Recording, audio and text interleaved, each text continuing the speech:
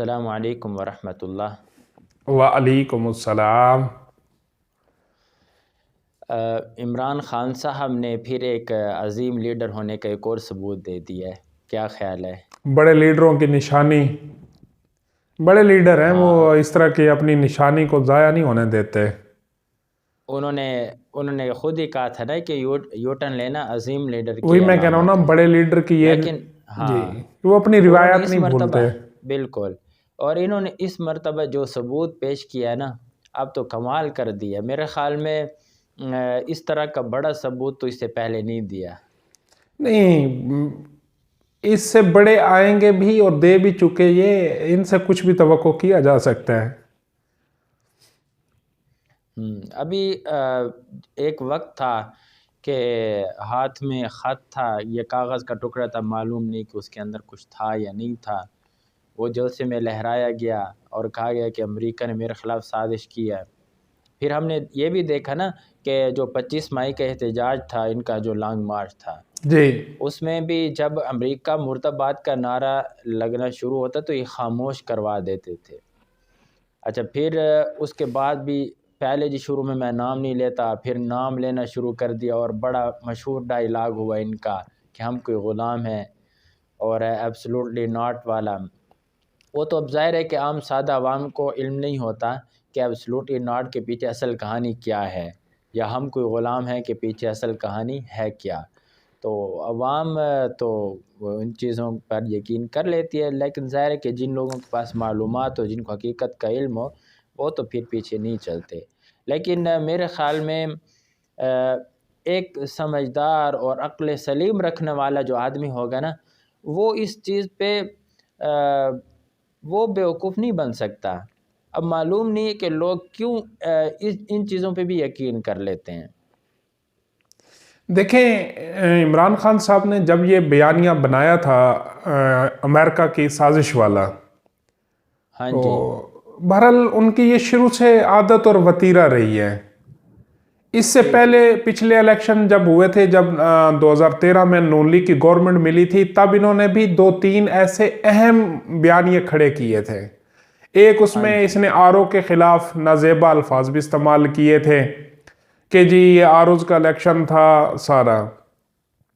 پھر انہوں نے وہ 35 پنچر، نجم سیٹھی اور ایک لاہور کے بریگیڈیئر صاحب کا نام لیتے رہے کہ انہوں نے یہ ساری گیم کی ہے مجھے ہرانے کے لیے سارا سسٹم۔ پھر 4 حلقے لے کر کھڑے ہو گئے۔ ان 4 حلقوں میں دوبارہ الیکشن ہوا تھا، اور وہ دوبارہ پھر مطلب ہے کہ پاکستان مسلم لیگ نون جو ہے پہلے سے زیادہ لیڈ سے جیت گئی تھی۔ سردار یا صادق صاحب کا حلقہ تھا، خواجہ آصف کا حلقہ تھا، وہ سعد رفیق کا حلقہ تھا۔ تو بہرحال یہ ان کا ایک پرانا وتیرہ اور روایت ہے ان کی، بقول انہی کے کہ یہ بڑے لیڈرز کی نشانی ہوتی ہے کہ وہ اپنے فیصلے سے یو ٹرن لے لیتے ہیں۔ چلو وہ تو ایک ملکی لیول کی باتیں تھی نا، اب جو یہ بات ہوئی تھی یہ ایک انٹرنیشنل معیار کی ایک بات تھی۔ ہاں جی، یہ فائنینشل ٹائمز انڈیا کا، برطانیہ کا بڑا اخبار ہے اور انٹرنیشنل سطح کا ہے۔ میں اس بیانیے کی بات کر رہا ہوں کہ یہ ایک انٹرنیشنلی جی بالکل۔ اب ہوا یہ کہ جب انہوں نے یہ بیانیہ گڑھا تو اس پہ اب آپ نے ریسنٹ جو ISPR کی وہ تھی پریس کانفرنس، اس میں بھی سونا کو لگا کہ ہمیں بڑا دھچکا لگا اس بات پر کہ یہ مطلب خط لے کر اس طرح عوام کے اندر جو ہے نا لیٹر کو لہرایا گیا سارا۔ اب اس کے اوپر جو ہمارے متعلقہ ادارے ہیں، جو مقتدر مطلب ملک کی سلامتی کے ذمہ داران ہیں، وہ 3 سے 4 بار اعلان کہہ چکے تھے کہ ایسا کچھ نہیں ہے، یہ ایک سفارتی معاملہ ہوتا ہے، یہ ہوتا رہتا ہے۔ یہ ہم بھی یہ ڈسکس کر چکے ہیں، یہ مختلف ملکوں کے اندر اس طرح کی بات ہوتی رہتی ہے۔ اب اس معاملے کی آپ بات دیکھیں کہ اگر یہ واقعی سچ تھا، سیفر کا معاملہ، یہ دھمکی سازش یہ سچ تھی، ایک ایٹامک کنٹری کی بہترین صلاحیتوں کی مالک آرمی بیٹھ کر پبلک کے سامنے اس کو ڈینائی کر رہی تھی۔ 2 چیزیں تھیں، اس طرح کا کبھی بھی آرمی وہ نہ کرتی، پبلک میں آ کر اظہار نہ کرتی، مطلب اس کے اثرات وہ دیکھ رہے تھے۔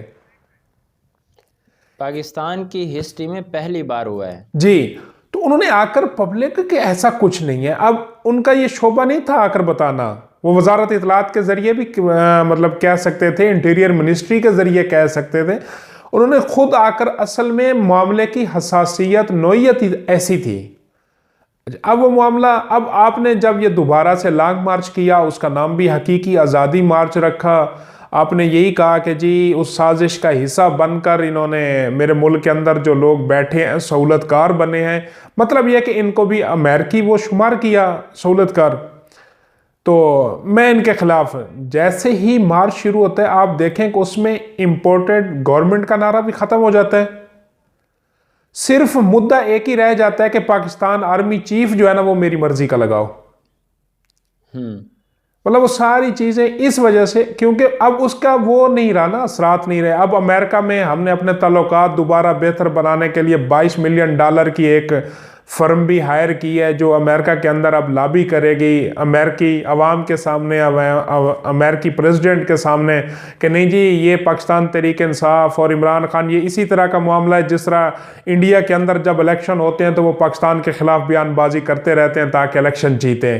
تو یہ عمران خان صاحب نے اسی طرح اپنی سیاسی بقا کے لیے وہاں یہ بیانیہ گھڑا ہے، لیکن اس کا حقیقت سے کوئی تعلق نہیں ہے. آپ پریشان نہ ہوں، اگر کل کو دوبارہ عمران خان صاحب حکومت میں آتے ہیں تو وہ تو بالکل آپ کے ساتھ ویسے ہی چلیں گے جو آپ ان کے اوپر ذمہ داری ڈالیں گے.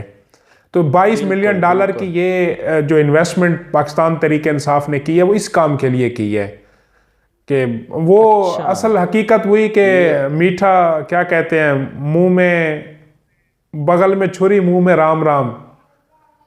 جی بالکل. اب اس میں یہ ہے نا کہ بیانیہ بنانے میں تو یہ ماہر ہیں، یہ تو ہمیں تسلیم کرنا پڑے گا. جی اس میں ظاہر ہے کہ کچھ دوسرے جو لیڈرانز ہیں مکمل سچ وہ بھی نہیں بولتے، اور نہ ہم یہ کہہ سکتے ہیں کہ وہ بالکل جھوٹ نہیں بولتے. مطلب دوسری پارٹیوں کے جو لیڈران ہیں سیاست، وہ بھی کہیں نہ جی کہیں، جی نہیں میں اپنی بات کر لوں، وہ کہیں نہ کہیں اس چیز کو ایڈ کرتے ہیں، مطلب غلط بیانیہ بنانے میں. لیکن جتنے وثوق کے ساتھ اور جتنے پر اعتماد طریقے کے ساتھ خان صاحب بیانیہ بناتے ہیں اور جھوٹا بیانیہ بناتے ہیں نا، میرے خیال میں ان کا کوئی ثانی نہیں ہے اس وقت. اچھا پھر حیرت کی بات، اس سے بھی بڑی حیرت کی بات یہ ہے کہ عام پرسیپشن یہ ہے کہ خان صاحب کا جو فالورز ہے وہ یونیورسٹی کا ہے، وہ پڑھا لکھا طبقہ ہے، اس میں ڈاکٹر، انجینئرز اور بڑے بزنس مین ہیں، یعنی جو اس ملک کے ایلیٹ کلاس سمجھی جاتی ہے اور سمجھدار لوگ سمجھے جاتے ہیں، وہی لوگ پھر اس جھوٹے بیانیے کا شکار ہو جاتے ہیں. اب دو چیزیں ہیں نا، ایک چیز یہ ہے کہ پہلے آپ ایک بات کہہ رہے ہیں، ٹھیک ہے آپ اس اقدام سے تھوڑا پیچھے ہٹ جاتے ہیں اپنے موقف سے، یہ ہوتا رہتا ہے، لیکن پھر آپ بالکل اس کے الٹ دوسرا موقف اپناتے ہیں اور پہلے موقف کو ڈینائی کر دیتے ہیں. اچھا اب اس میں پھر یہ ہے کہ جب آدمی ڈینائی کرتا ہے نا تو ٹھیک ہے پہلے والے موقف پہ پھر خاموشی اختیار ہو جاتی ہے، لیکن یہاں پر بڑی ڈٹائی کے ساتھ ڈیفینڈ بھی کیا جاتا ہے اور سامنے بیٹھنے والے لوگ ان کو تسلیم بھی کر لیتے ہیں، سنتے بھی ہیں. دیکھیں میں یہاں پر یہ بات آپ کو بتا دوں کہ عمران خان کے جو فالورز ہیں، عمران خان کے فالورز عمران خان کو سیاستدان کے طور پر نہیں سامنے رکھتے، عمران خان کو وہ سیاستدان نہیں سمجھتے، وہ عمران خان کی پوجا کرتے ہیں. یہ میں حقیقت آپ کو بتا رہا ہوں، اور جس کی یہ اس کے پیروکار ہیں اس کی پوجا کرتے ہیں. میں یہ بات مجھے بھی لگ رہا ہے کہ میں مطلب کسی ایک مسلمان کے اس کے بارے میں یہ عقیدے کے اس کی، لیکن حقیقت یہی ہے کہ یہ ان کو پوجتے ہیں، اور پوجنے والے کی خامیاں نہیں دیکھی جاتی، اس کی خامی کو خوبی کہا جاتا ہے. ہاں جی. اور دوسری طرف جو اب یہ بیانیہ دیکھیں امریکہ کے خلاف جو بیانیہ انہوں نے کھڑا تھا کہ حکومت گرائی کیوں جی امریکہ نے، کہ جی وہ رشیا کا دورہ میں نے کیا تو تیل لینا تھا سستا تو امریکہ، بھائی امریکہ کا تیل سے آپ کا کوئی تعلق نہیں تھا. اب موجودہ گورنمنٹ، اب جو ہمارے منسٹر آف فائنانس ہیں، وزیر خزانہ اسحاق ڈار صاحب، وہ اب کہہ چکے ہیں 2 دفعہ. اب انہوں نے یہ کہا کہ جی ہمارے معاملات طے ہو چکے ہیں، ہم انڈیا سے بھی سستا تیل لے کر آ رہے ہیں، رشیا سے بات چیت تقریباً مکمل ہو چکی ہے. اچھا اس میں انہوں نے کہا تھا کہ ہمارا معاہدہ ہو گیا رشیا جی کے ساتھ، جی جبکہ وزارت خزانہ نے جب بار بار رابطہ کر کے رشین گورنمنٹ ہاں سے وہ اور لیٹر ان کے دکھا جو دیں جی ہاں دکھا دی ان سے، جی انہوں نے کہا ہم سے تو کوئی بات ہی نہیں ہوئی۔ اچھا پھر اس وقت بیانیہ بنایا گیا کہ میں نے روس کا دورہ کیا، جی جس کی وجہ سے امریکہ کو غصہ لگا یا ہاں امریکہ جی ہاں، اور کو یہ یہی کہا کہ برداشت ہم نہیں کو ہوا۔ غلام ہے کہ جو آپ کہیں ہاں گے ہم کریں گے ہاں، جی، اور اب اب کہنا آپ نے وہ میری خود دیکھ غلطی تھی لیا کہ وہ میری غلطی جی تھی، کہ اس دوران دورہ کرنا وہ میری غلطی تھی۔ یعنی ایک عجیب ہے، اس سے پہلے بھی ہم کئی چیزیں وہ دیکھ چکے ہیں کہ بڑے بڑے یوٹرن خان جی صاحب نے لیا، تاکہ خود ان کو کہنا پڑا کہ یوٹرن لینے والے ایک عظیم انسان ہوتا ہے۔ جی اچھا پھر مجھے یاد ہے کہ ابھی خان صاحب کی حکومت نہیں بنی تھی تو پی ٹی آئی کے ایک بڑے جذباتی کارکن تھے، ہمارے دوست تھے، میں نے ان سے کہا کہ خان صاحب جس طرح یو ٹرن لے رہے ہیں تو اس طرح تو سیاست نہیں چلتی۔